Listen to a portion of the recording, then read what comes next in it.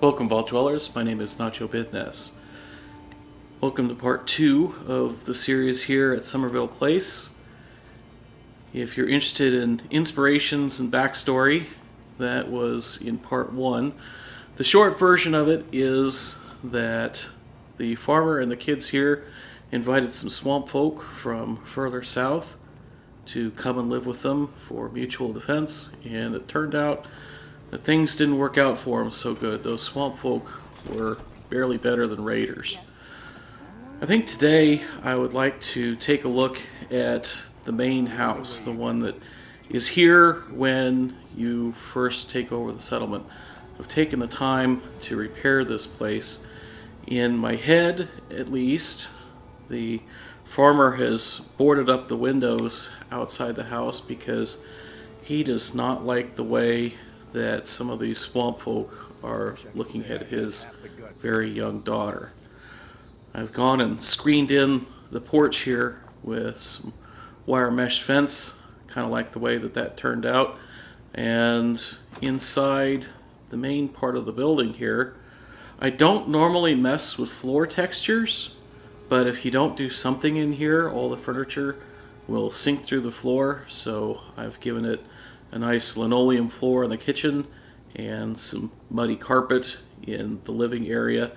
Dad's got a little nook over here, and I have glitched some glass back into the windows as part of my repair. Dad's also got a little bar there, and this is the kitchen. I don't tend to leave food on the table in my builds because I don't see people doing that in the real world. The fridge is really just turned into a cabinet and is non-functional. This is the kids' room. You cannot scrap the beds here, but you can move them. And so what I have done is I have put Dad's bed upstairs and turned this into the kids' room. This is the girl's side. She is just old enough that she's starting to get concerned about what she looks like. She's got some low self-esteem problems, so Dad has nicely tacked up a sign to let her know she looks nice today, and she is very interested in American history, wishes that she lived before the bombs dropped, because she's very curious about what the world was like. This is the boy's side of the room, and he is into Captain Cosmos and Silver Shroud and robots and space travel and all the things that boys generally seem to like. There's no electric lighting in here. I think I mentioned in part 1 of the series that I have done a couple of very advanced settlements when it comes to electric power recently, and this time around I wanted to do something with no electricity. Upstairs is Dad's room, and you can tilt wall pieces using the Place Anywhere mod. There are some great tutorials out there on how to do that, and I was able to find some wall pieces that look like shingles and repair the roof of this thing. But I have kind of bulged out on the side here so that we have an entrance to this attic space for Dad. In my head canon, Dad and Mom moved here all the way from NCR out in California, and Mom unfortunately died in childbirth for the younger daughter. Dad kind of wishes he could go home to California, but to make such a long and dangerous trip with 2 kids in tow, it's just not going to happen. Dad was educated in the NCR school system, so he can read. He's not dumb, he was just naive in thinking that the swamp folk that trained these vicious dogs were actually going to be a good move for him and his family.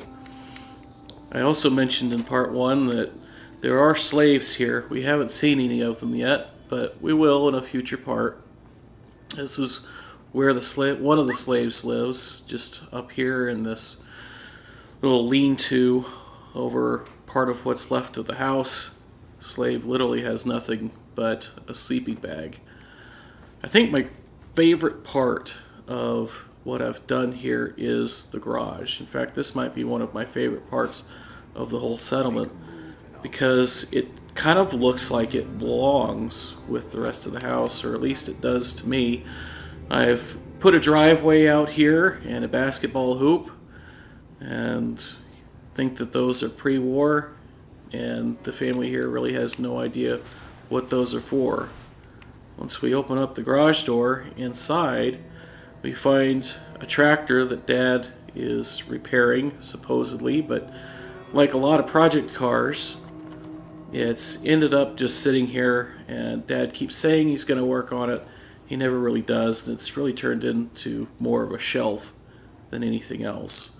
There's a generator that he intends to repair, and just another project that he never seems to actually get to. I've got all the workbenches in the garage space here, and like I said, I really enjoy the way that this came out. To me, it looks like a garage should look. So that's the main house and the farming area. Stay tuned next time. We're going to talk about the actual business that these swamp folk have of training vicious dogs.